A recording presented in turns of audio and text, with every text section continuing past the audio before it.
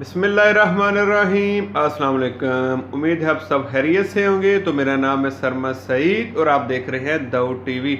तो आज की वीडियो में हम आपको बताएंगे कि देगी आलू गोश्त जो है वो आपने कैसे बनाना। बड़ी मज़ेदार रेसिपी है। वीडियो को आपने एंड तक देखना है, इसमें कुछ भी स्किप नहीं करना है। और इससे पहले जो हमारे चैनल पर नए हैं, हमारे चैनल को सब्सक्राइब कर लें और हमारी वीडियोस को अपने दोस्तों के साथ शेयर करें। तो चलते हैं रेसिपी की तरफ। और इसके लिए हमें सबसे पहले चाहिए होगा बीफ जो मैंने बोनलेस लिया है, और ये आधा केजी मैंने बीफ लिया है। अब देखें कि पीसीज मैंने छोटे करवाए हो, आपने बिल्कुल इसी तरह का बीफ लेना है। और इसके साथ हमने लिए हैं 2 दरमियाने साइज के प्याज हैं और 2 ही टमाटर मैंने लिए हैं। टमाटर का आपने छिलका उतार लेना। आप देखें कि मैंने किस तरह टमाटर चॉप किया हुआ है। उसके साथ खड़े मसाले हैं, जिसमें 1 चम्मच है सूखा धनिया, 1 चम्मच है ज़ीरा, 1 तेज़ पत्ता है, उसके साथ जावित्री है, आधा चम्मच है काली मिर्च और उसके साथ लिया है आधा चम्मच सौंफ का। इन सब मसालों को आपने ब्लेंड कर लेना, पाउडर बना लेना। उसके बाद हमने ली है कढ़ाई और कढ़ाई में डालेंगे ऑयल की जो क्वांटिटी है आपने वो ज़्यादा रखनी है, क्योंकि हम आलू और गोश्त बनाने वाले हैं। और इसके बाद अब हम इसमें डालेंगे खड़े मसाले, जिनमें 3 मोटी इलायची है, 4 अदद लौंग है और उसके बाद 1 दालचीनी का टुकड़ा है। अब देखें कि हमने खड़े मसाले ऐड कर दिए हैं। अब हम इन खड़े मसालों को ऑयल में 1 मिनट तक फ्राई करेंगे, ताकि इनका जो टेस्ट है वो ऑयल में आ जाए। अब देखें कि हम इसको फ्राई कर रहे हैं। और उसके बाद अब हम इसमें ऐड करेंगे प्याज। और बर्तन को आपने अच्छी तरह साफ़ करना है, रिज़्क को ज़ाया नहीं करते। अब हम इस प्याज को 3 से 4 मिनट तक फ्राई करेंगे, ताकि ये लाइट गोल्डन कलर के हो जाए। आंच को आपने नॉर्मल रखना है। देखें कि हमारे प्याज लाइट गोल्डन कलर के हो चुके हैं। अब हम इसमें ऐड करेंगे बीफ। अब देखें कि मैं इसमें बीफ ऐड कर दिया है।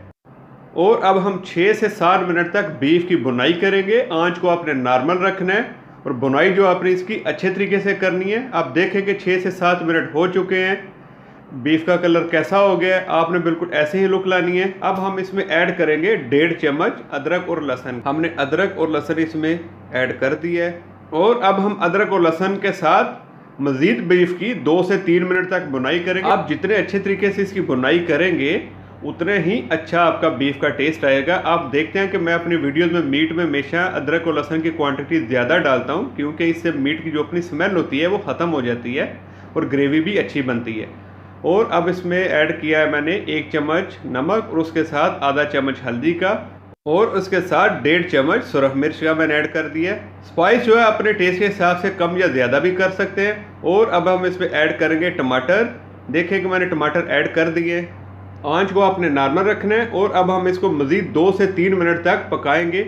अब देखें कि मैं आपको कितने आसान से तरीके से देगी आलू गोश्त बनाना सिखा रहा हूँ। आप इसकी ग्रेवी देखें कैसे गाढ़ी ग्रेवी बनी है। जब आप इस रेसिपी को बनाएंगे तो यकीनन आपको शादियों में बनने वाले आलू गोश्त का टेस्ट आएगा। और अब हम इसमें ऐड करेंगे स्पाइस, जो हमने पहले पाउडर बना लिया था जिनका। और अब हम इसको इन स्पाइस के साथ मज़ीद 2 से 3 मिनट तक पकाएंगे। तो स्पाइस में जो आपने कंजूसी नहीं करनी है बिल्कुल भी। स्पाइस इसी तरह इतनी ही क्वांटिटी में यूज़ करनी है, अगर आप इसका अच्छा टेस्ट चाहते हैं। हमारे 2 से 3 मिनट हो चुके हैं। अब हम इसमें ऐड करेंगे 1 कप दही का। अब हम इसको नॉर्मल आंच तक तब तक पकाएंगे जब तक ऑयल सेपरेट ना हो जाए या दही इसमें अच्छी तरह से मिक्स ना हो जाए। अब देखें कि दही किस तरह इसमें मिक्स हो गया, ऑयल सेपरेट हो गया। अब हम इसमें 1 कप ऐड करेंगे पानी का और आंच को आपने कर देना अब तेज़। और अब हम इसको करेंगे एक दफ़ा मिक्स अच्छी तरह से। देखें कि मैं इसको मिक्स कर रहा हूँ, आपने बिल्कुल ऐसे ही करना है। आंच तेज़ है, बबल्स बन रहे हैं। अब हम इसको दम लगा देंगे कम से कम 40 से 45 मिनट तक। आंच को आपने बिल्कुल 0 पे कर देना है। तो देखें कि हमारे 45 मिनट हो चुके हैं। अब हम ढक्कन को हटाएंगे और माशाल्लाह देखें कि कितनी ज़बरदस्त खुशबू आ रही है और बीफ हमारा तकरीबन गल चुका है। आंच को आपने नॉर्मल रखना है। और अब हम इसको करेंगे अच्छी तरह मिक्स। और इसके साथ अब हम इसमें ऐड करेंगे आलू। अब देखें कि मैंने इसमें आलू ऐड कर दिए हैं। आंच को आपने नॉर्मल रखना है। और अब हम इसको मज़ीद 1 से 2 मिनट तक पकाएंगे।